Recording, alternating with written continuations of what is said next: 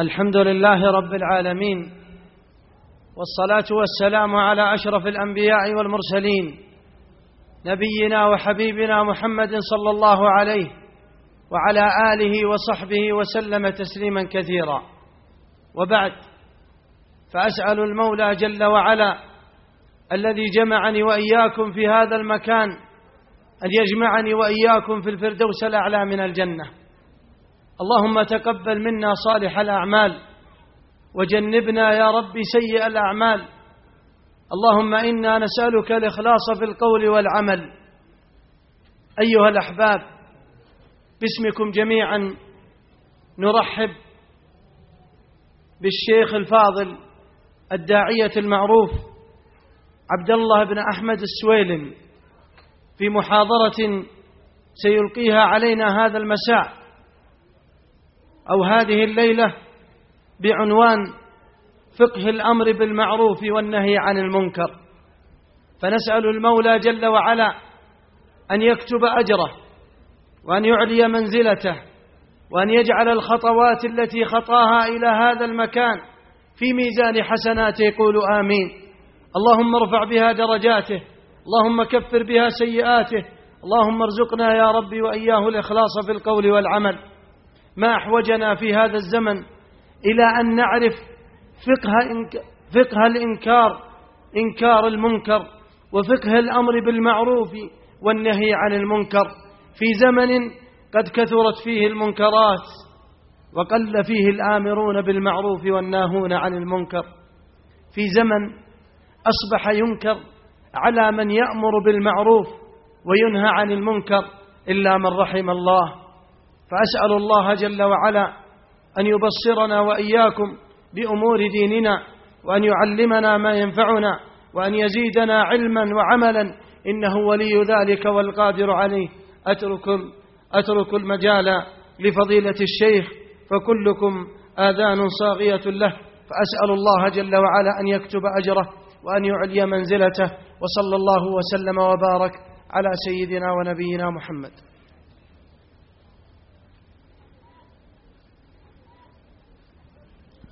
بسم الله الرحمن الرحيم. الحمد لله رب العالمين، والصلاة والسلام على نبينا محمد وعلى آله وصحبه أجمعين. أما بعد، شكر الله للإخوان القائمين على هذا المخيم، وأسأل الله بمنه وكرمه أن يجعل هذا العمل في سجل حسنات الجميع. معاشر الأحبة، لعلنا نتحدث عن فقه الأمر بالمعروف والنهي عن المنكر. الأمر بالمعروف والنهي عن المنكر شعيرة من شعائر هذا الدين، وتعظيم هذه الشعيرة عبادة لله. ذلك ومن يعظم شعائر الله فإنها من تقوى القلوب. ولا يمكن أن تكون العبادة عبادة صحيحة إلا إذا تحقق فيها شرطان: الأول الإخلاص، والثاني الاتباع. فإذا عدم هذان الشرطان أو أحدهما صارت العبادة وبالا على صاحبها. فلو أن واحدا نيته خالصة لكن بدون دليل فإن عمله مردود عليه، ولو أن واحدا عمل بالدليل لكن لغير وجه الله فإن عمله مردود عليه، ليبلوكم أيكم أحسن عملا. المعروف كلمة عامة تشمل كل خير، سواء في أمور الدين أو أمور الدنيا. لو علمت واحدا فقه الطهارة هذا معروف، فإذا كان تعليمك مبنيا على الدليل مع الإخلاص صار أجرك عظيما عند الله تعالى.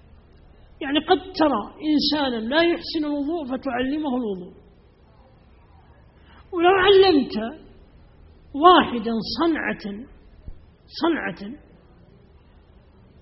ليتقوى بها على أمور دنيا، هذا من المعروف. لو أن مهندسا الآن أو طبيبا أو متخصصا في أعمال الحرف والمهن تسبب في تعليم شخص، هذا من المعروف. والمنكر كلمة عامة تشمل الشر، سواء في باب الدين أو باب الدنيا، يعني أمور الدين أو أمور الدنيا. لو واحد الآن علم إنسانا بدعة، هذا منكر، أو صده عن طاعة، هذا منكر. ومثلها أيضا لو كان سببا في قطع رزقه، أو سببا في تركه مثلا للدراسة، أو تركه لهذه المهنة، أو لم يحسن تعليمه لهذه المهنة وأخفق، فهذا منكر. إذن يجب علينا جميعا أن نعرف معنى كلمة المعروف وكلمة المنكر، وأن المعروف كلمة جامعة لكل خير في باب الدنيا والآخرة، والشر كلمة أو المنكر كلمة جامعة لكل شر في أمر الدين والدنيا. معاشر الأحبة، الأمر بالمعروف والنهي عن المنكر هو الأمر الذي تقوم عليه الحياة، لأن الحياة قائمة على أمرين: على الأرواح وعلى الأبدان. فإذا اعتنينا بأرواحنا وأبداننا تحققت لنا الحياة، وإذا اعتنينا بالأرواح وتركنا الأبدان هلكنا في هذه الحياة. وإذا اعتنينا بالأبدان وتركنا الأرواح قد نعيش في الحياة، لكن الآخرة سيكون أمرها مؤلما، وسيكون حسرة، وستكون هذه الحياة وبالا على أصحابها. إذن لا بد من حياة الأرواح ومن حياة الأبدان. حياة الأرواح بالعلم الشرعي، وحياة الأبدان بالعلم الدنيوي. وأرجو أن تركزوا على هذه القضية. هذان العلمان العظيمان، العلم الشرعي والعلم المادي، عليهما قوام الحياة. العلم الشرعي جاء ولله الحمد والمنة عن طريق الوحي، وما ترك للناس حرية التفكير في قضية العلم الشرعي. إذن العلم الشرعي يؤخذ من الكتاب والسنة، لا يؤخذ عن طريق العقول أو الأهواء. يعني الصلاة مثلا، صلاة العشاء 4 ركعات، هذه ال4 ركعات عن طريق الوحي، ما هناك اجتهاد لأحد كائن من الناس له الحق أن يجتهد في هذه الركعات بالزيادة أو النقصان. إذن العبادات توقيفية. ومن رحمة الله أن الله جعل هذا العلم الشرعي جعله عن طريق الوحي، والذي تولى هذا العلم، يعني الذي نقله إلينا، أفضل الملائكة وأفضل البشر، أمين من في السماء وأمين من في الأرض، جبريل ومحمد صلى الله عليه وسلم. جبريل سمع من ربه، نزل به الروح الأمين على قلبك لتكون من المنذرين، نزل به على النبي صلى الله عليه وسلم الرسول بلغه للناس. إذن العلم الشرعي يعني هذه القضية محسومة، لا يمكن لأحد الآن أن يجتهد في المسائل الشرعية الاجتهاد المجرد، يعني بدون دليل. ومن رحمة الله أن أصول الدين ثابتة ولا يطرأ عليها التغيير كأركان الإسلام. وأركان الإيمان. ومن رحمة الله أن الله حفظ القرآن وتكفل بحفظه، إنا نحن نزلنا الذكر وإنا له لحافظون. إذن ركز على هذه القضية. علم الشرع لا يمكن معاشر الأحبة لأحد أن يجتهد فيه. علم الشرع عن طريق الوحي. والنبي صلى الله عليه وسلم أنكر على الصحابة، على عمر لما قرأ التوراة، مع العلم أن التوراة من الوحي المنزل، لكن نؤمن بالتوراة ونؤمن بالإنجيل ونؤمن بالكتب المنزلة كما في أركان الإيمان، ونؤمن أن القرآن ناسخ لهذه الكتب، ناسخ. النسخ جاء بالنص الشرعي، فهذا القرآن مهيمن على الكتب السابقة. ولهذا الآن لو جاء لنا أحد بالتوراة الصافية بدون تحريف أو بالإنجيل بدون تحريف، نقول على العين والرأس نؤمن بها، لكن لا نأخذ منها حكما واحدا. المرجع إلى القرآن الكريم. ولو كان موسى حيا عليه الصلاة والسلام الذي نزلت عليه التوراة يرجع إلى القرآن. لو كان أخي موسى حيا ما وسعه إلا اتباعه. ولو كان عيسى حيا وسينزل في آخر الزمان وسيصلي بصلاة النبي صلى الله عليه وسلم، بمعنى أن يكون متبعا لنبي هذه الأمة، ما ينزل بشريعته عليه الصلاة والسلام، ولهذا يصلي خلف إمام هذه الأمة. بقي العلم المادي. العلم المادي الله وكله إلى عقول الناس وإلى اجتهاداتهم، ولهذا الآن أبدع في العلم المادي. والعلم المادي يشترك فيه الجميع، المسلم والكافر، المؤمن والمنافق، الذكر والأنثى، العالم والجاهل، الصالح والطالح. هذا يشترك فيه الجميع، لأن الحياة مادة مشتركة بين الجميع. فيمكن الآن أنك تصلي وبعد الصلاة تتعامل مع يهودي في صناعة مكيف مثلا، أو صناعة سيارة، أو تحديد أمر من أمور الدنيا. تصوم وتتعامل في أمر الدنيا مع أي شخص كان، مسلما كان أو كافرا، لأن العلم المادي أمر مشترك للجميع. الميكروفون هذا الآن يستعمله الإمام للصلاة، ويستعمله المغني للأغاني، ويستعمله المسلم، ويستعمله الكافر. والسيارة كذلك يركبها المسلم والكافر. ما يجينا واحد يقول السيارة حرام لأنها من صنع الكفار، أو هذا الميكروفون حرام لأنه من صنع الكفار. نقول لا، هذا أمر يشترك فيه الجميع. هذا أمر أو علم مادي وكله الله إلى الناس كلهم، إلى عقولهم، إلى اجتهاداتهم. ومثل الزراعة، التجارة، الصناعة.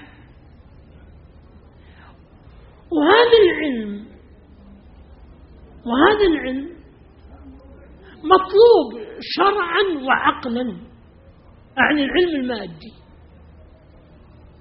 لأن هذا العلم لو ترك لفسدت علينا الأبدان، وإذا فسد البدن هلكت الروح. والنبي صلى الله عليه وسلم أخذ بالعلمين كليهما، فأمر بالصلاة وحث على الزراعة، وأمر بالصيام وحث على التجارة، وأمر بالحج وأمر بالتجارة في الحج. ليس أمرا وجوبيا لكن ندب إليه. ليس عليكم جناح أن تبتغوا فضلا من ربكم، فإذا قضيت الصلاة فانتشروا في الأرض وابتغوا من فضل الله. ولهذا يا إخواني حقيقة، وانتبهوا خاصة معاشر الشباب، يخطئ من يظن أن هذه الحياة لا تقوم إلا بالعلم الشرعي. أبدا.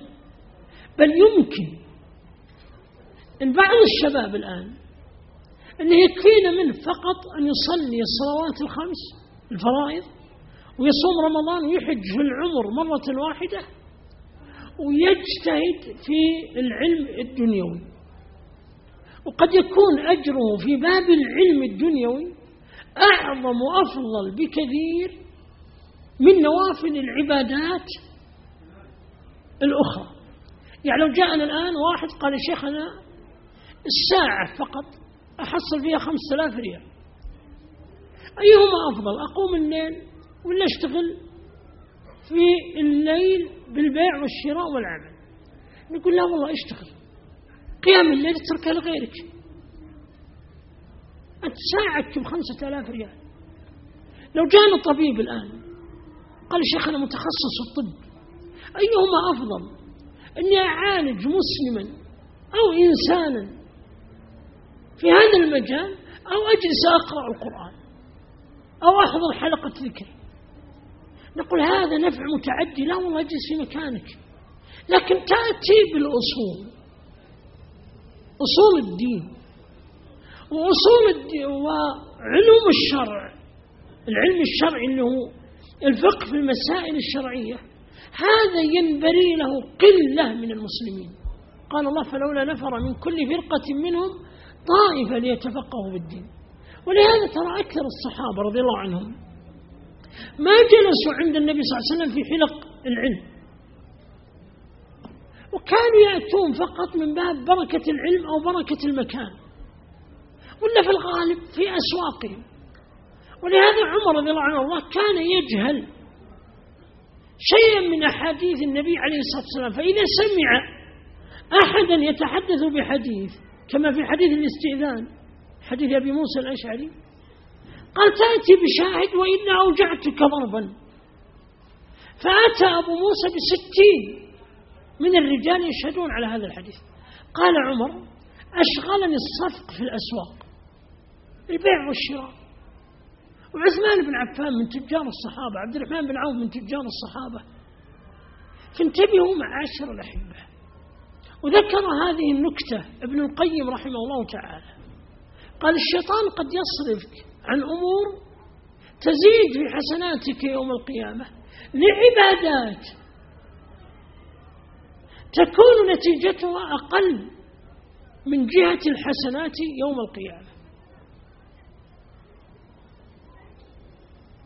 إذن العلم ينقسم إلى علم شرعي ومادي. الشرعي عن طريق الوحي لا يمكن أن نقبل هذا العلم إلا عن طريق الوحي. المادي خذه من أي جهة كانت، من مسلم غير مسلم، من قريب من بعيد، من ذكر من أنثى، والميدان مفتوح للجميع، كل يبدع وكل يبتكر. والدنيا سبحان الله سنة الله ماضية أنه لا بقاء إلا للأقوى. ولهذا قال الله وأعدوا لهم ما استطعتم من قوة. ولهذا يا إخواني حقيقة في باب الدعوة إلى الله والأمر بالمعروف والنهي عن المنكر علينا أن نزرع هذه القيم، قيم الحرف والعمل والبيع والشراء وحب العمل في هذه الحياة، وأن نجعل هذا من باب العبادة التي تقرب الإنسان إلى الله. لو كان في يد أحدكم فسيلة ويعلم أن القيامة ستقوم بعد ساعة فليزرع هذه الفسيلة. عش لهذه الدنيا وعش للآخرة. ربنا آتنا في الدنيا حسنة وفي الآخرة حسنة وقنا عذاب النار. صفات الآمر بالمعروف والنهي عن المنكر، وذكرنا الأمر بالمعروف سواء في باب العلم الشرعي أو في أمور الدنيا. لا بد للواحد أن يتصف بصفات، من أعظمها وأرجو أن نركز عليه صفة العلم. العلم هو النبراس الذي تستطيع أن ترشد به الناس سواء في العلوم الشرعية أو العلوم المادية. يعني لو واحد الآن أراد أن يعلمنا الصلاة لا بد أنه يبحث هذه المسائل ويرجع إلى مسائل الصلاة. واحد بيفتينا في الحج، نقول اقرأ كتاب الحج على عالم واقرأه 20 مرة 30 مرة 40 مرة حتى تفقه جميع مسائل الحج. آخر يريد أن يعلمنا مسألة طبية، نقول ابحث هذه المسألة واعرضها لنا. آخر يريد أن يعلمنا مسألة هندسية، ابحث هذه المسألة. إذن العلم هو النور الحقيقي للأمر بالمعروف والنهي عن المنكر. اسمعوا هذا الكلام، لو واحد إخواني أمر بالمعروف أو نهى عن المنكر بالدليل، عنده الدليل واجتهد وصار أمره خطأ، يؤجر أو يأثم؟ أجيبوا إخواني، اللي عنده جواب يرفع يده. نعم الشيخ، ارفع صوتك. يأثم وغيره. أبعيد السؤال مرة أخرى. واحد الآن بحث في مسألة واجتهد ودرس هذه المسألة وأمر بالمعروف ونهى عن المنكر، لكن تبين له بعد ذلك أنه على خطأ، مش رأيكم؟ يؤجر ولا يأثم؟ يؤجر. لماذا؟ لا، لأن حكمه مبني على علم، النتيجة سبحان الله ليست إلينا. طيب آخر حكم في مسألة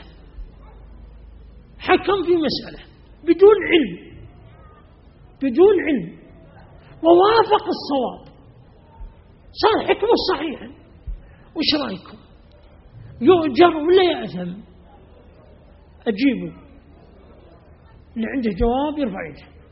نعم الشيخ، ارفع صوتك. ما سمعتك. يأثم ولا يؤجر؟ ها؟ يأثم، وهذا الصحيح، يأثم. يعني الآن لو عندنا واحد مريض، عندنا 2 من المرضى، واحد طبيب متمكن جاء وعالج هذا الطبيب وصرف له دواء ومات، آخر جاء المريض نفس المرض وما عنده علم وأرشده إلى نوع من الدواء بس من عند نفسه، وهذا شفي من المرض، هذا يؤجر. والثاني أجيبوا إخواني، والثاني يأثم. ولهذا القضاة 3. كم عدد القضاة؟ أجيبوا. ومثله العلماء 3، ومثله الأطباء 3، ومثله الضباط والعسكري 3.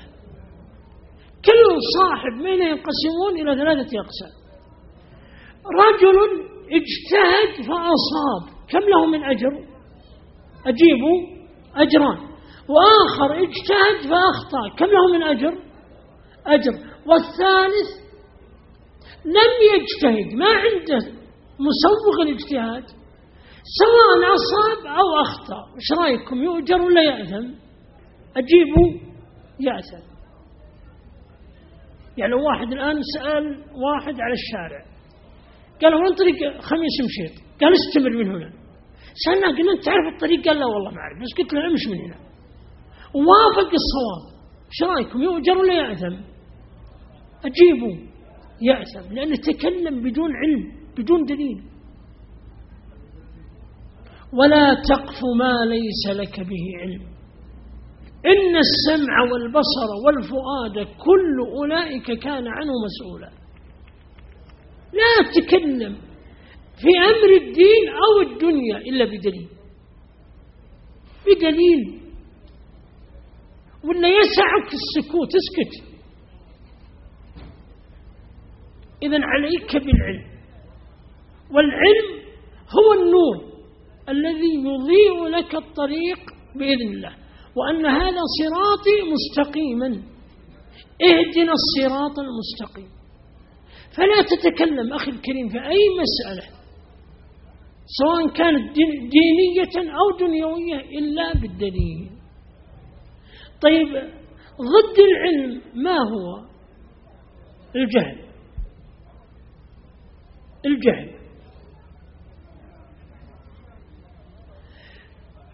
أسباب الجهل 5 أشياء. أسباب الجهل 5 ماذا؟ أشياء، احفظوها. أولها قلة العلم. يعني يجينا واحد بيتكلم مثلا في الحج، قرأ عن التمتع وعن القران، بقي ماذا؟ أجيب إخواني الإفراد، ما قرأ عن الإفراد. وش يصير هذا؟ علمك كامل ولا قليل؟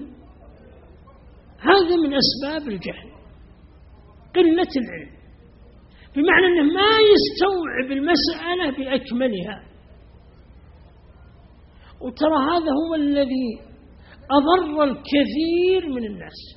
يسميهم شيخ الإسلام أنصاف العلماء وأنصاف الأطباء وأنصاف الهندسيين أو الكيميائيين، ما عنده علم كامل. والعلم الكامل يحتاج أنك تعرف المسألة وأبعاد المسألة، وتعرف الواقع، وتعرف أحوال الناس، وتعرف هل هذا الموضوع صالح في هذا الزمان أو غير صالح. المهم يكون عندك فهم لهذه القضية.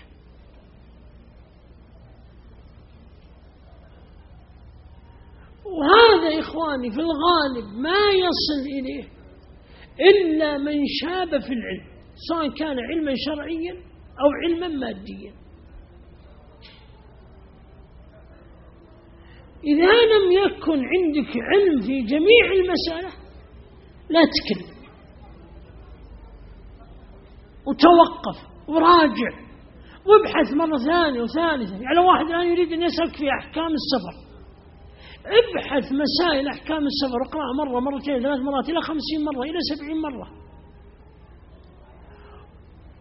واعرض هذا العلم على من هو أكبر منك في هذا المجال.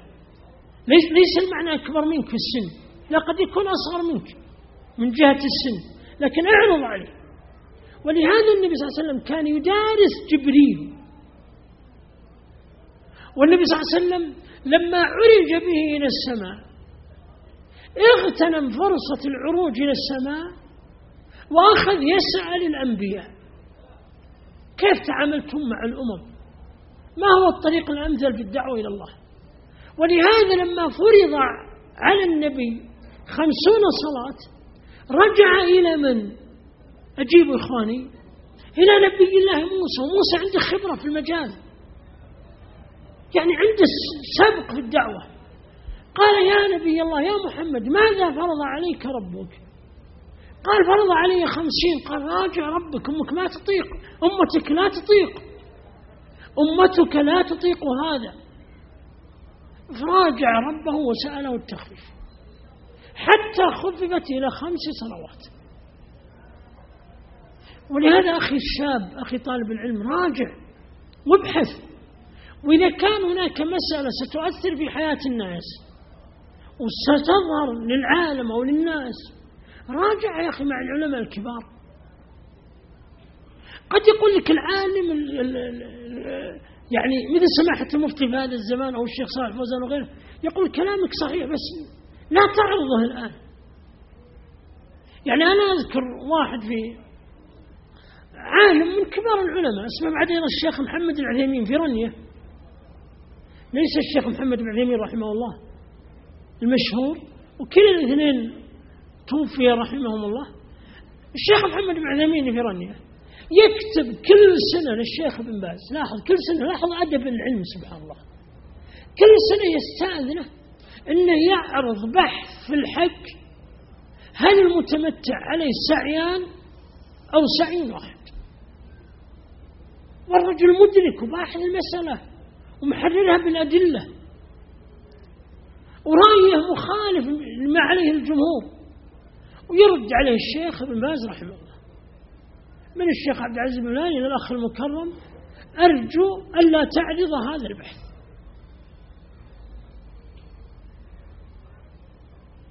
الثاني معاشر الأحبة من أسباب الجهل قلة الفهم.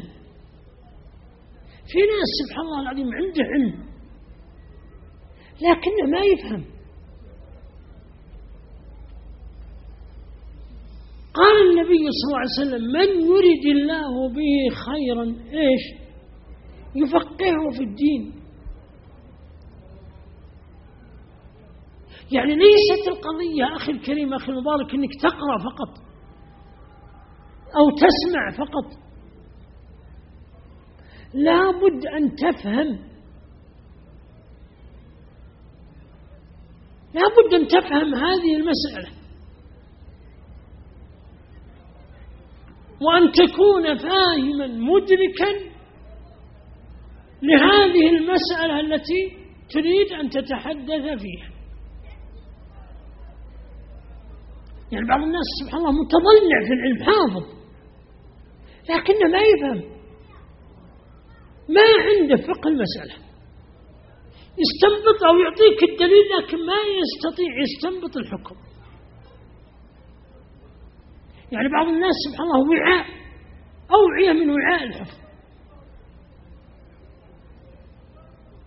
يعني مثلا أضرب لكم في العلم المادي، لو يجينا واحد الآن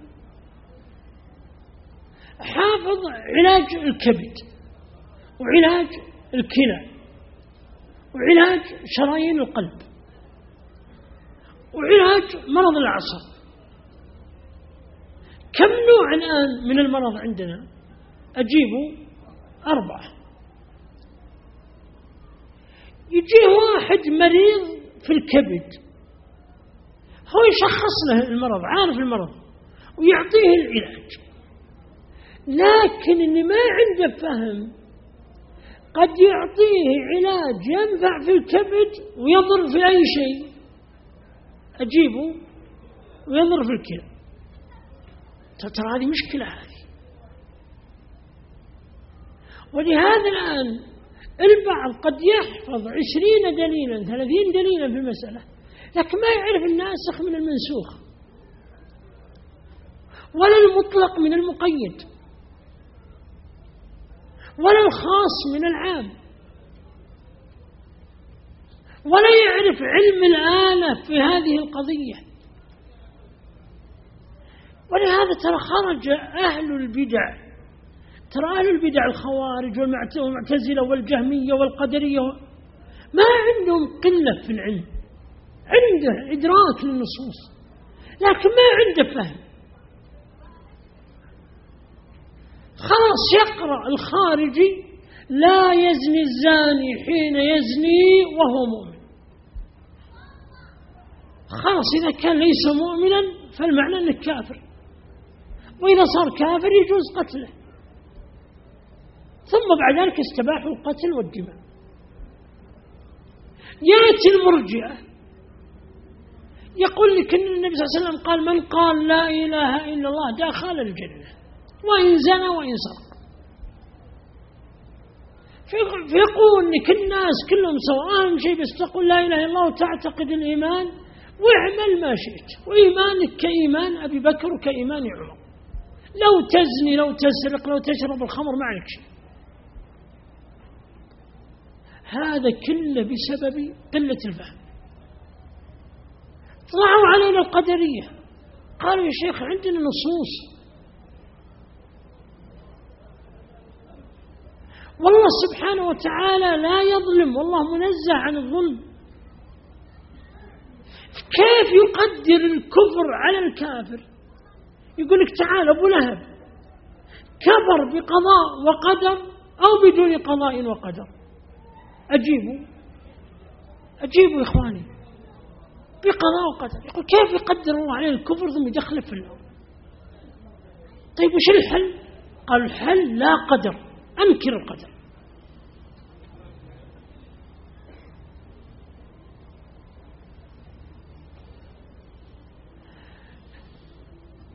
جاءهم أناس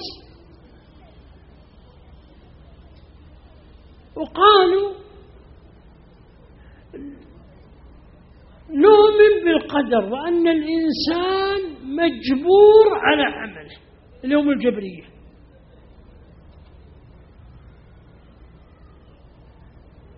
فأنت تؤمن بقضاء وقدر وتكفر بقضاء وقدر، وأنت كالشجرة في مهب الريح، ما لك دخل أصلا في كل شيء. إذن من أسباب الجهل قلة الفهم، ولهذا اقرأ المسألة مرارا. ولهذا يا إخوان يقول في أي علم انتبه تقرأ بدون أن تعرض هذا العلم على عالم، أي علم شرعي أو مادي لا بد أنك تعرض علمك على عالم، لأنك يا أخي الكريم يمكن بعض الأحيان ما تفرق بين لام النافية ولام الناهية.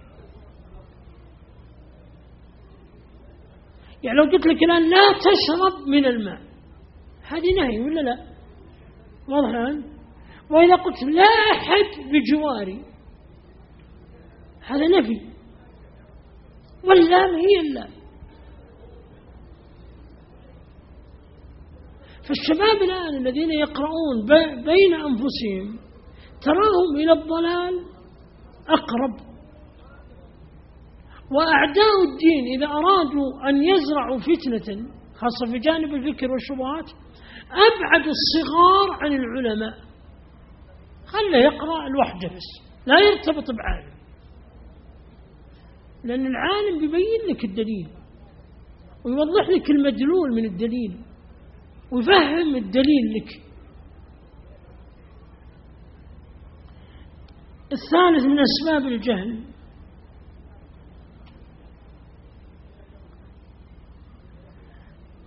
التقصير في البحث، وهو مرتبط بالأول اللي هو قلة العلم، ما عنده جلد على البحث وعنده عجلة في الحكم. ترى هذه كارثة، ما عنده جلد في البحث وعنده عجلة في الحكم. الشيخ عبد العزيز بن باز رحمه الله أفتى في قضية الطلاق اللي هو رأي شيخ الإسلام ابن تيمية رحمه الله ورأيه بعض المحققين من أهل العلم، اللي هو قضية الطلاق بالثلاث أو الطلاق البدعي هل يقع أو لا يقع. تدرون الشيخ عبد العزيز بن باز رحمه الله على جلالة علمه وقدره وفهمه كم جلس يبحث هذه المسألة؟ كم تتوقع؟ أجيبوا إخواني، في أحد منكم عنده جواب؟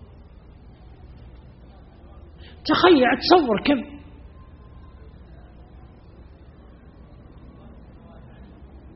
جلس 8 سنوات. ويحدثني ابن عبد السلام يقول إني أشتغل عنده في الدلم، يقول والله الشيخ يوم جاء يكتب الفتوى، لاحظ ترى العلم شعيرة ذلك ومن يعظم شعائر الله، ولهذا سبحان الله يسمى راسخ في العلم. يقول أنه نادى 2 من تلاميذه أو 3 من تلاميذه وقال استعينوا بالله سأكتب في فتوى الطلاق، ثم أخذ يستغفر وأصابته رعشة.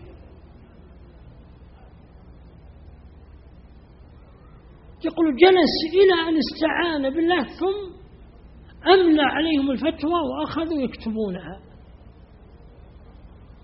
يقول ثم حصل من الشيخ بعدها خشوع وخوف.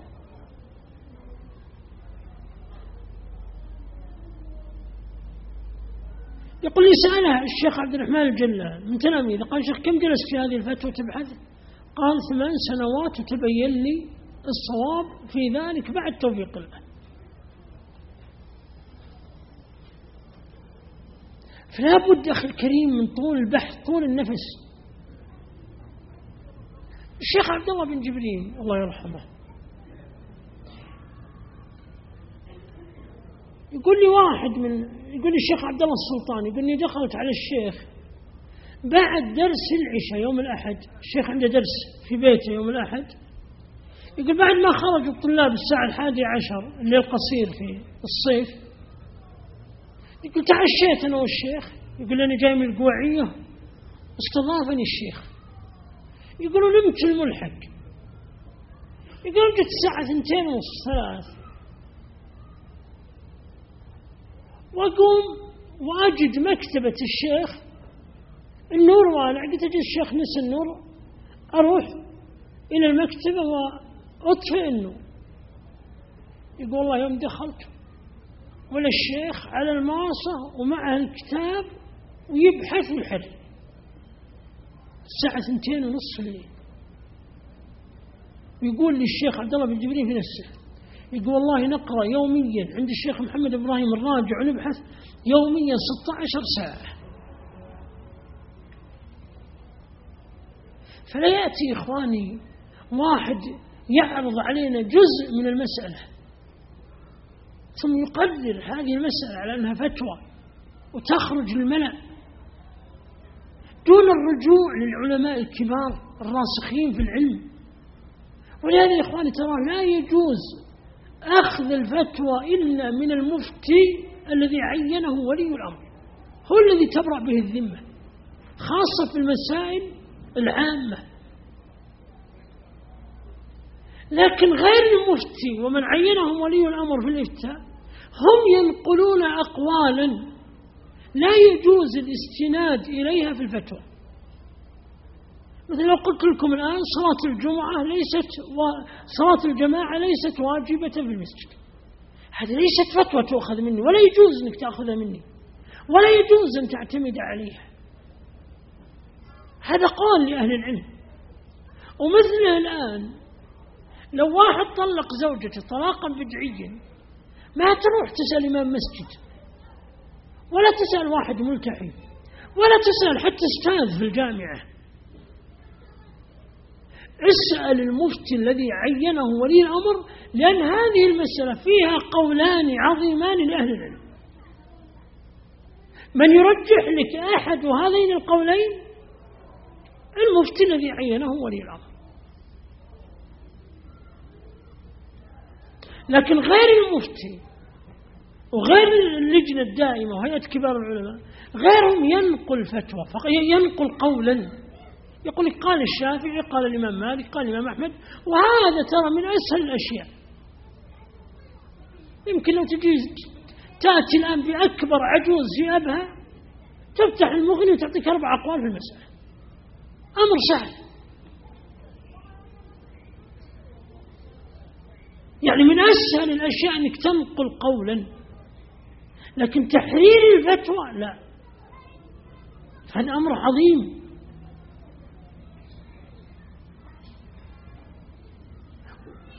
والله سبحانه وتعالى جعل الكلام بدون دليل شرعي أعظم من الشرك، وأعظم من الزنا، وأعظم من البغي. قل تعالوا أتل ما حرم ربكم عليكم ألا تشركوا به شيئا. معذرة، قال تعالى أعوذ بالله من الشيطان الرجيم، في أحد منكم حافظ الآية اللي في البغي، قل إنما حرم ربي إيش؟ الفواحش ما ظهر منها وما بطن، هذا التحريم الأول. الثاني أشد منه، والإثم والبغي بغير الحق.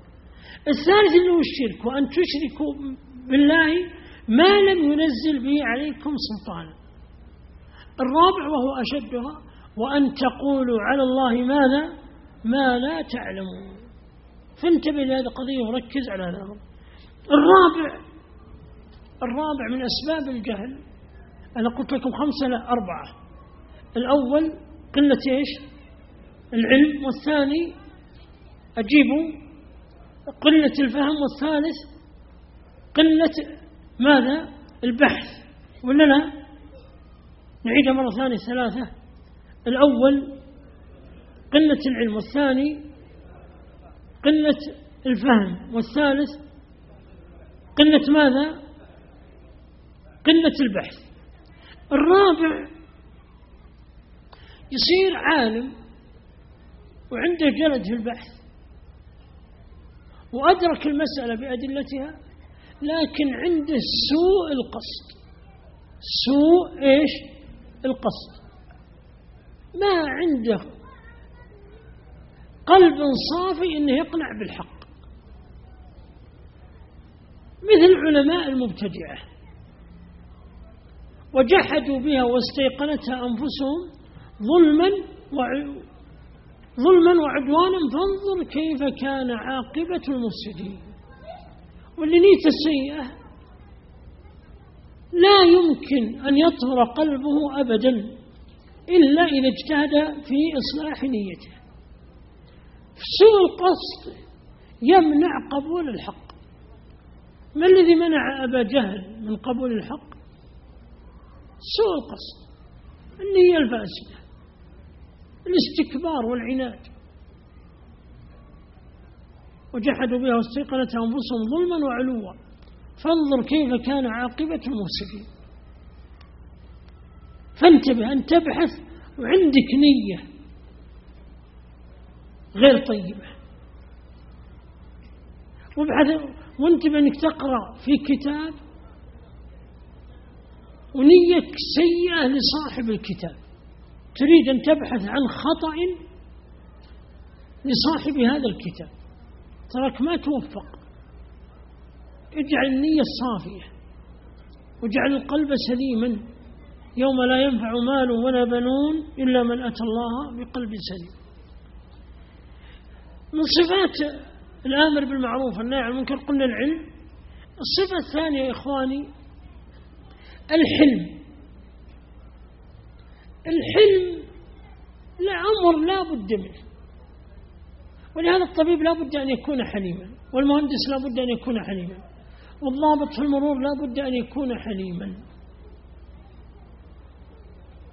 والحلم بالتحلم، ولهذا عود نفسك الأخلاق الحميدة، لأن الناصح إخواني غرضه إصلاح المنصوح.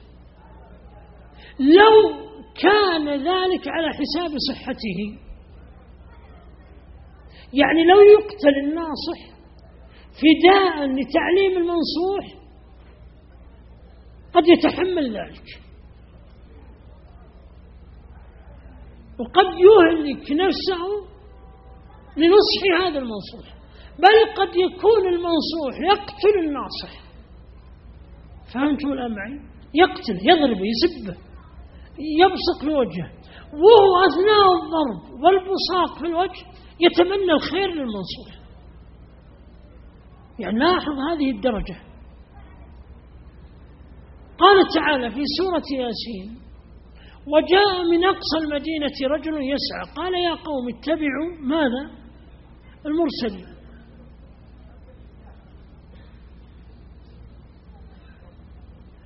قومه ضربوه، وأثناء الضرب يقول اتبعوا المرسلين، اتبعوا المرسلين، اتبعوا المرسلين، أنا ناصح.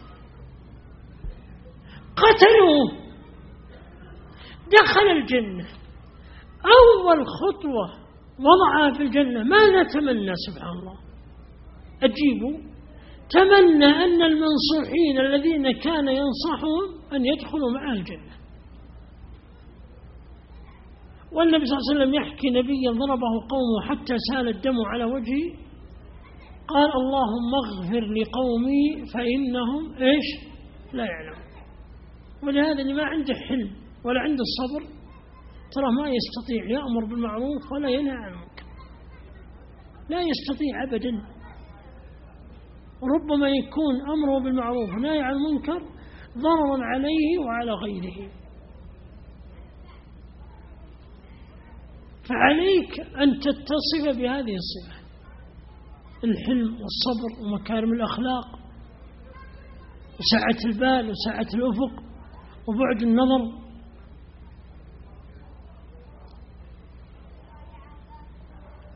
من صفات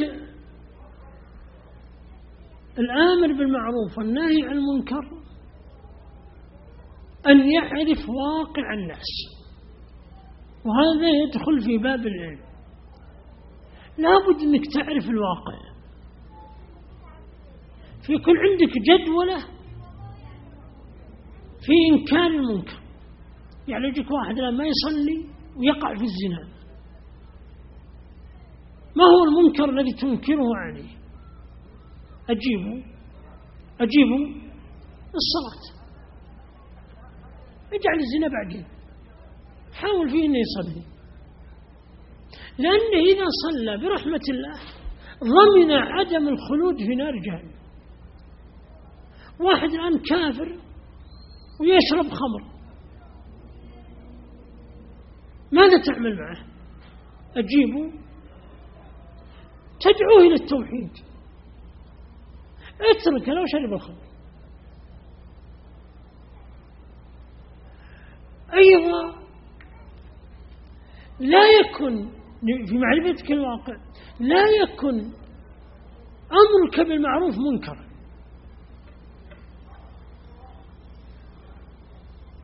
وإنكارك للمنكر منكرا. اجعل أمرك بالمعروف معروفا وإنكارك للمنكر معروفا. هذا لابد أنك تعرف الشخص. يعني مثلا شخص سريع الغضب، لا تهيج غضبه، تلطف معه. شخص تعرف أنه يبطش، أنتم معي ولا لا؟ لا تخليه يعدو عليك ويبطش بك. شخص تعرف أنه بيشرد منك، لا حاول أنه يقرب إليك. مجموعة شباب في السراحة مثلا ومعهم سلاح وتخاف من بطشهم وقتلهم، لا تدهمهم أنت، هذا ليس إليك. وإذا كان الأمر موكول إليك ولا عندك قدرة توقف، واللي ما يحل اليوم يحل بكرة، واللي ما نعالجه اليوم نعالجه بعد أسبوع.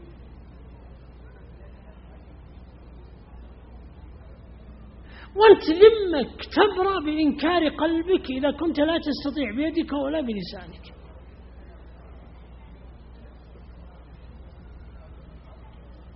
ولهذا لما جاء القاتل إلى العابد قال قتلت 99 نفس، معناه عنده شهوة القتل ولا لا؟ أجيبوا إخواني، هذا مجنون، حب للدماء، جريمة الدماء تمشي بقلبه، وسبه واشتمه ولعنه وطرده. ما النتيجة؟ أجيبوا قتله. يقول العلماء هذا العابد هو الذي قتل نفسه. لا تروح للواحد مع السكين وتقف أمامه وأنت ما معك شيء، ولا مع رشاش وأنت معك عجرة يطيرك أنت والعجرة. ولهذا أقول للشباب الآن اللي يعملون في الهيئات لا تداهم أحد. واحد ركب له بنت ولا مع منكر ولا قضية مخدرات وأسرع بالسير بسرعة 180 200، لا تلحقه أنت، هم هبول خلاص انتهى. لأنك إذا لحقتها بيصدم له واحد ولا لا؟ أجيبوا إخواني، يعني تصدم واحد بريء بأي ذنب يقتل هذا البريء. وإذا ما مسكت اليوم امسكه بكرة، وإذا ما مسكته بكرة خله الحمد لله، أنت قمت بالذي عليك وانتهى الموضوع. لكن التابع بقوة والطارد وراه بقوة ما صار هذا العمل مشروعا. هذا نوع من الجريمة. لا أن تمارس جريمة بشعار الأمر بالمعروف والنهي عن المنكر. قد تشوف لك بعض الأحيان امرأة متبرجة في مكة مثلا وجاية من بلد عندهم هذا اللباس هو أعلى أنواع الستر.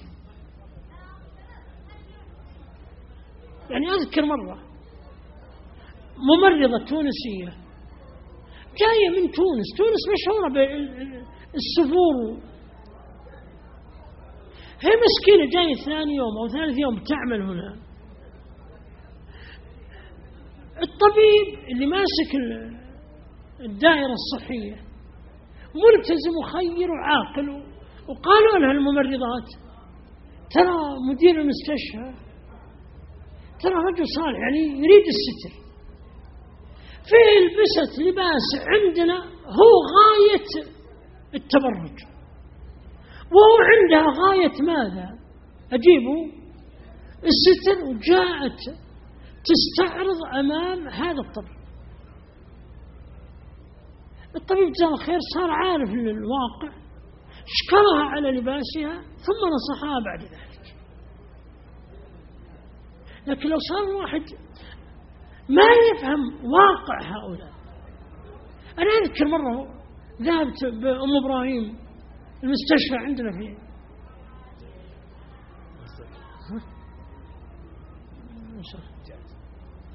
أذكر مرة وديت زوجتي أم إبراهيم مستشفى الأمير سلمان عندنا في الرياض، في ممرضة جزاها الله خير تونسية أيضا تنصح زوجتي، الكلام قبل 20 سنة يوم ودي زوجتي كان عمرها أنا ذاك 23 سنة، تنصحها تقول لا تصلين إلا بعد 40، يعني صلاتك هذه ضياع. في مسكينة عاشت في واقع، هذا الواقع يختلف ماذا عن الواقع الذي عشت فيه. أذكر مرة واحد راح لأمريكا يقول شفت واحد أمريكي كافر وهذا ما عنده فقه في الدعوة، يقول جلست أنصحه ووضعت له مناسبة أكل وأكرمته بالأكل. يقول الأمريكي هذا قال الأسبوع القادم أنا بقدم لك هدية، يعني بعزمك. يقول يوم جيت الفندق وذرع عازمني على بنت، جاب معه ماذا؟ بنت، قال استمتع بها. يقول فعرضت عليه حديث النبي صلى الله عليه وسلم أترضاه لأمك، أترضاه لأختك، أترضاه لزوجتك؟ وش رد الأمريكي؟ قال نو بروبلم. شو معنى نو بروبلم؟ يعني ما في مشكلة. هذا الكلام قله لعربي القح عنده غيره، ما تقول الواحد طول عمره عايش في الزنا. فلا بد، ولهذا قال الله وما أرسلنا من رسول إلا إيش بلسان قومه. حقيقة الموضوع إخواني يطول، والبحث في هذا الأمر يطول جدا، لكن لعل هذا الذي تكلمنا به يدخل في باب الإشارة، والحر تكفيه الإشارة. اطلب العلم، تخلق بالأخلاق الحميدة، اعرف واقع الناس، أنزل الناس منازلهم. الإنكار على ولي الأمر يختلف عن عامة الناس، عامة الناس يختلف عن غيرهم. الإنكار على العالم يختلف عن الجاهل. الأدب مع الشخص يختلف مع الآخر. بعض الأحيان تحتاج إلى القوة والشدة، وبعض الأحيان إلى اللين وخفض الجناح. ادعو إلى سبيل ربك إيش بالحكمة ماذا والموعظة الحسنة. وفق الله الجميع لكل خير، وصلى الله وسلم على نبينا محمد، والسلام عليكم ورحمة الله وبركاته. اللهم صل وسلم وبارك على سيدنا وحبيبنا محمد صلى الله عليه وعلى آله وصحبه وسلم تسليما كثيرا. باسمكم جميعا نشكر فضيلة الشيخ عبد الله بن أحمد السويلم على هذه المحاضرة القيمة، وبقي أن نعرض عليه بعض الأسئلة خصوصا التي أتت من خيمة النساء فهي أكثر، أما من خيمة الرجال فلم يأتينا إلا سؤالا واحد. أما خيمة النساء ترى هذا دليل الفهم إن شاء الله. نعم. أما خيمة النساء فقد أتانا منها كثير من الاستفسارات.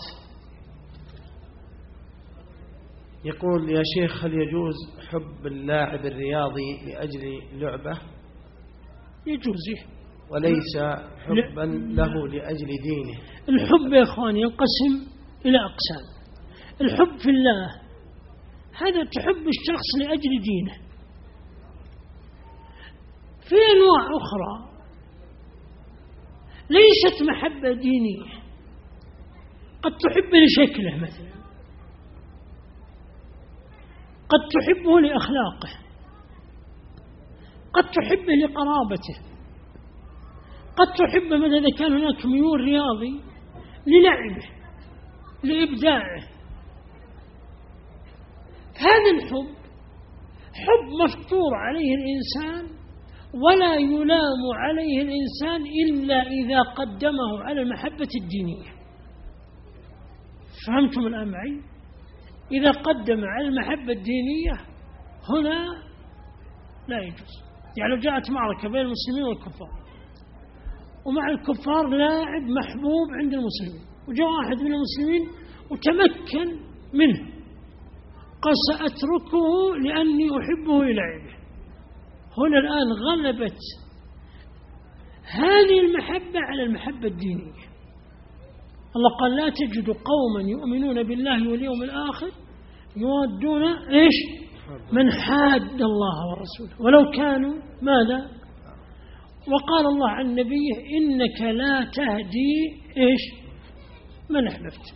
وأبو طالب عدو لله أو ليس عدوا لله؟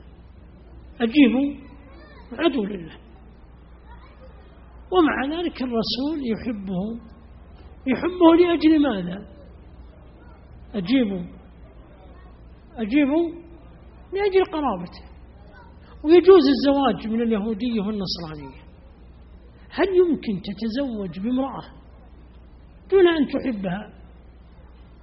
أجيبوا. طيب إيش نوع هذه المحبة؟ محبة جمال، محبة شهوة، صح ولا لا؟ أجيبوا إخواني. يعني هل يمكن واحد قلنا له تزوج بيهودية يقول تعالى يا ملعونة الوالدين يا الكافر، يتلطم ويجامع فيها؟ يستطيع؟ يستحيل.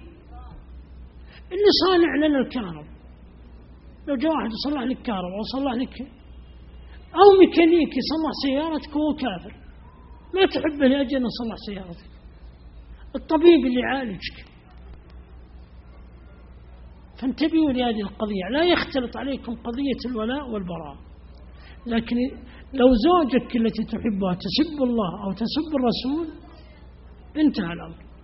لو دخلت في معركة وهي مع الكفار انتهى الأمر. نعم. تقول هذه السائلة لي 4 أطفال، لكن عند الصلاة أتضارب معهم، وأنا أصلي بسبب دخولهم تحت العباية وتكشف أرجلي والبكاء الشديد لهم. عندما أغلق الباب فما حكم صلاتي؟ كيف؟ تقول أطفالها يلعبون بعباءتها ويبكون بكاء شديد فتضربهم أثناء الصلاة، فهل يصح هذا الشيء وما حكم صلاتها؟ الله يقول فاتقوا الله ما استطعتم، لكن لو صلت في مكان بعيد عن الأطفال فهو أولى.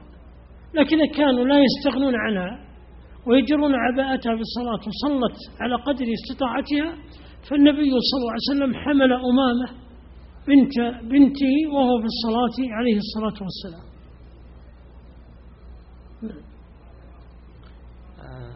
هذه تقول فترة الاختبارات أصلي القيام، وبعد الاختبارات لا أصلي كل ليلة، علما أنني في فترة الاختبارات أصوم الاثنين والخميس والأيام البيض. هل علي إثم أو أكون من الذين دعوا الله ولما نجاهم؟ لا، هذا أمر طيب، وهذه نوافل العبادات. فلو واحد إذا مسه ضر أو نزل به أمر أكثر من الدعاء والتضرع والانكسار بين يدي الله. لكن نقول أختي الكريمة، ما دام أن عندك هذه الهمة وفي هذا الأمر لتستمر هذه الهمة حتى تلقي الله سبحانه وتعالى، لا يفوتك هذا الخير العظيم. هذا ابتلاء وامتحان واختبار، وظهرت نتيجة الابتلاء والامتحان والاختبار أنك قادرة على قيام الليل وعلى صيام التطوع، فاجتهدي ولو جزءا يسيرا. يعني كنت تقومين أيام الاختبارات 3 ساعات أو ساعتين، قومي على الأقل حوالي 4 ساعة من كل ليلة. وإذا كنت تصومين في الشهر مثلا 9 أيام، صومي في الشهر 3 أيام، لا تحرمي نفسك هذا الخير. هذه السائلة تقول ما هو ثوب الشرعة للعروس؟ هل هو ثوب شهرة؟ لا، العروس لازم تتميز. العروس حتى تعرف لابد أنها تتميز بثوب يناسبها. ولهذا في زمن النبي صلى الله عليه وسلم كانت تلبس مثلا المعصفر أو المحمر أو ما شابه ذلك أو الممشق. فالعروس لابد أنها تتميز. لكن ثوب الشهرة الذي يلبس ثوبا يتميز به سواء كان غالي الثمن أو رخيص الثمن. نعم. هذه السائلة تقول: إنني آمر بناتي بالصلاة ويصلون بسرعة ولا يتمون الصلاة وهم أقل من 10 سنوات، فهل يلزمني أن أراقبهم ركعة أم ماذا؟ لا، عليك أن تربيهم، ولا ما عليهم صلاة ما دام هو أقل من 10 سنوات ما عليهم صلاة، لكن ربهم محتسب الأجر من الله في ذلك. نعم. ولو ضربتيهم في بعض الأحيان أو كافأتيهم. نعم. هذه تقول: أحفظ بعض أجزاء القرآن، فكيف أراجع هذه الأجزاء علما بأني قليلة الحفظ؟ أسأل الله لي الثبات. لا يلزم قليل الحفظ أن يكثر من الحفظ، عليك بالفهم واحفظي ما تيسر. لكن احفظي سورة الفاتحة، آية الكرسي، بعض قواطع أو مقاطع من بعض السور ويكفي الحمد لله. وإن استطعت أن تراجع وتكثر من المراجعة فأمر محمود. يعني الذي لا يستطيع أن يحفظ لا يلزم نفسه بالحفظ. يعني بعض الناس يقول إذا ما حفظت خلاص ما عاد أستطيع، ثم ينسحب من الحلقة وينسحب من الالتزام ويترك الالتزام بأكمله، وهذا من تلاعب الشيطان.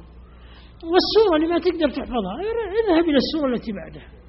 يعني لو واحد يقول والله شيخ حفظت قل الله واحد، يقول أعوذ بالله، يقول أعوذ بالناس، البينة عجزت، تجاوز عن السورة التي بعدها. في بعض السور صعبة الحفظ، اتركها إلى السورة التي بعدها ثم بعد ذلك ارجع إليها. نعم. هذه تقول: العلماء هم نبراس ونور الأمة ونثق بهم ونأخذ فتواهم. سؤالي: الفتوى الموجودة في البنك بجواز برنامج التكافل هل هي صحيحة؟ لأني أقرأ توقيع المشايخ عليها. إذا كان الذين وقعوا علماء من العلماء المعتبرين فلا بأس بذلك. أما إذا كانوا غير معروفين أو عندهم تساهل في الفتوى أو ينقلون أقوالا دون أن يحرروا المسائل فهؤلاء لا تؤخذ منهم الفتوى، أو كانت فتواهم مخالفة لما عليه هيئة كبار العلماء. هذه تقول: أنا طالبة في معهد اللغة الإنجليزية في إحدى الدول الأوروبية، وهناك معلمات كافرات، فهل يجوز لنا غيبتهم والحديث عنهم بدون علمهم؟ وجزاكم الله عنا خيرا. أولا لا يجوز السفر لأجل الدراسة، السفر إلى بلاد الكفار لا لأجل الدراسة ولا لأجل السياحة إلا لعلم يضطر إليه أهل الإسلام. يعني لا يوجد هذا العلم إلا عند أولئك. أما الذهاب للتزود فقط ليس من باب الضرورة هذا لا يجوز، لا في جانب النساء ولا جانب الرجال. والنظر إلى وجه الكافر عقوبة، لكن ظلم الكافر لا يجوز، وغيبته كذلك. الغيبة محرمة لا على المسلم ولا على الكافر. وإذا كان الكافر ليس له حق يوم القيامة في قضية القصاص فرضا في جانب الغيبة فلا يبقى أنها معصية لله. يعني كل ذنب مرتبط بالآخرين على صاحبه حق الله وحق الآدمي.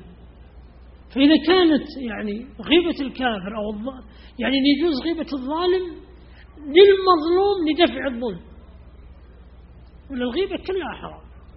تنتبه هذه السائلة، ولو تركت الدراسة هو أولى وأكمل.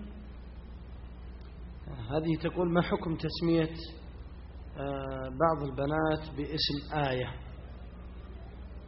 إذا كان لها معنى لا بأس بذلك. أي اسم إذا كان يدل على معنى وليس مخالفا لأمر شرعي فلا بأس بذلك إن شاء الله. هذا السؤال نأخذه الأخير، يقول: كيف تفسر الفتوى الأخيرة التي تجيز الغناء وغيرها، وهل نأخذ بها علما بأن من أفتى بها نراهم من الأخيار؟ لا، مثل ما قلت لكم آنفا، هذا قول لأهل، قوله قول شاذ نقل، والخلاف الشاذ دائما غير معتبر. الخلاف الشاذ خاصة الذي يكون على أمر مجمع عليه من جهابذة العلماء، فلو شذ أحد بقول فهذا الخلاف غير معتبر به. والأغاني ترى في هذا الزمن، يعني الأغاني عند السلف إذا قالوا كلمة أغنية أو أغاني مقصودهم تحسين الصوت، يعني إذا حسن الإنسان صوته سموه أغنية، وسموا حسن صوته أيضا مزمارا. ولهذا النبي صلى الله عليه وسلم قال لأبي موسى لقد أوتيت مزمارا من مزامير آل داود، قال ليس منا من لم يتغنى بالقرآن، وزينوا أصواتكم بالقرآن. والحادي الذي يحدو الإبل صاحب صوت حسن ورفقا بالقوارير. من الأغاني المصحوبة بالمعازف خاصة في هذا الزمن، يعني المعازف التي بهذه الصورة لا أتوقع أن عاقلا يقول بجوازها فضلا عن طالب علم، يستحيل. المعازف بهذه الصورة، دبكات المراقص والقبلات المتبادلة والتهييج على الفاحشة وإشاعة الفاحشة، لا أتوقع أن أحدا يقول بهذا. ومن تكلم في مثل هذه المسائل لعله يريد حسن الصوت، هذا إذا حمل المحمل الحسن. أما إذا كان يقصد الآن التي نراها الآن في القنوات أو نسمعها في المسارح، هذه ليست الآن من باب الأغاني لو حسن الصوت، هذه من باب الخنا والفجور.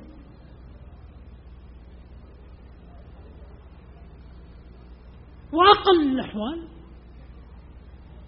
إنها سبيل إلى السفاهة من يفعلها أو يتابعها أو ينظر إليها. وديننا إخواني ليس دين الحلال والحرام، ليس معناه يجوز أو لا يجوز، لا، في ديننا أشياء تسمى بالكمال، وفيه أشياء تسمى خوارم المروءة.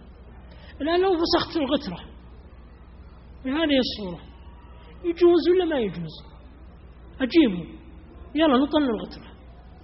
أبى أفسخ الثوب يجوز ولا ما يجوز؟ أجيبه إخواني يجوز. أبى أفسخ الفنيلة يجوز؟ يجوز. لكن ايش تعدوني بعد ذلك؟ تعدوني صاحي ولا خبل؟ أجيبوا إخواني، أجيبوني الله يجزاكم خير. هذه عد من خوارم المروءة، ما عد يقبل، ما يقبل أبدا. ولهذا الفقيه إذا قال لك حد عورة المرأة ما بين السرة والركبة، قصد الفقيه الحكم المترتب على هذه القضية. يعني لو جاءت امرأة مضطرة أنها تكشف عند امرأة، نقول يجوز أن تكشفي ما بين السر، أن تستر ما بين السر والركبة وتكشف الباقي. طيب باقي الجسد لا، نقول حرام كشفه الآن. لكن ليس معناه جواز كشف الساق أو الصدر أمام الجميع، لا، ولا أحد يقول بهذا. حتى المحرم بنتك واختك ما يجوز تكشف ثديها أمامك ولا تنظر إلى شيء من ساقها. هذا أصلا يعد من المعايب وقلة الأدب. طيب لو يجينا واحد الآن زاني ويقول للفقيه زنيت، للفقيه انتبهوا، ماذا يقول للفقيه؟ يقول روح واغتسل، صح ولا لا؟ أجيبوا إخواني. ولو جانا واحد تزوج وقال أنا على جنابه، ماذا يقول الفقيه؟ أجيبوا، يقول اغتسل. هل قول الفقيه للزاني اغتسل مثل قوله للفقيه للمتزوج اغتسل كلام صحيح ولا غير صحيح؟ صحيح، هذا يغتسل وهذا يغتسل، هذا على جنابه وهذا على جنابه. لكن هل هذا دليل على جواز الزنا؟ ولا حد يقول به. لو جاء واحد قال ما حكم صلاة الجماعة في المسجد، ايش رايكم؟ أجيبوا لا سنة،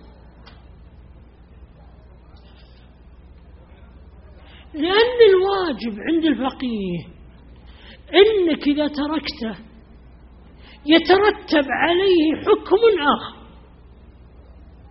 يعني لو واحد الآن ترك المبيت بمنى، المبيت بمنى واجب ولا لا؟ أجيبه واجب ولا لا؟ طواف الوداع واجب ولا غير واجب؟ أجيب الله يجزاكم خير.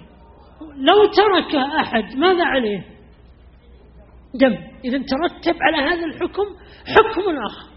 طيب لو تركنا الصلاة في المسجد وصلينا في البيت، وش يترتب على الصلاة في البيت؟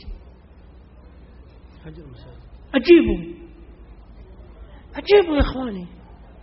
عندنا اثنين، واحد حج بدون وداع وآخر حج بالوداع، الأول وش عليه؟ أجيبوا عليه دم. عندنا اثنين، واحد صلى في البيت وواحد صلى في المسجد، وش على الاثنين؟ أجيبوا ما عليهم شيء. إذا عند الفقيه صلاة الجماعة سنة لكن صحيحة مع الإثم. صحيحة بإيش؟ مع الإثم، تأثم بتركك الجماعة.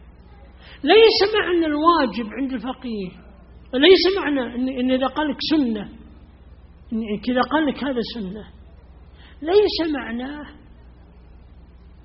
إنه يجوز هذا العمل. لو تأتي الآن مسألة أكبر، لو يجيك واحد يقول لك ما حكم تقبيل المرأة الأجنبية، من الكبائر ولا من الصغائر؟ أجيبوا عند الفقيه الكبيرة ما توعد صاحبها باللعنة أو الخلود في النار أو إقامة حد في الدنيا. اللي قبل امرأة يجلد 80 جلدة. أجيبوا يا إخواني.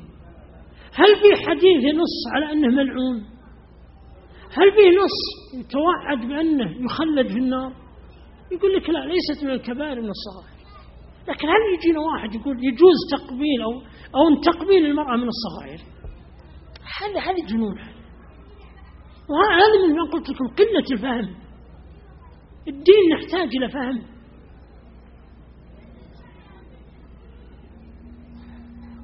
والأحكام النصوص الشرعية فيها المتشابه وفيها المحكم، ويحمل المتشابه على المحكم. وإذا ما عرفنا المتشابه نكل هذا العلم إلى الله. جزاكم الله خير. فيسعنا في ختام هذه المحاضرة إلا أن نشكر فضيلة الشيخ عبد الله بن أحمد السويلم على هذه المحاضرة القيمة التي أسأل الله عز وجل أن ينفع بها القائل والمستمع وأن يجعلها في ميزان الحسنات. صلى الله وسلم وبارك على سيدنا ونبينا محمد.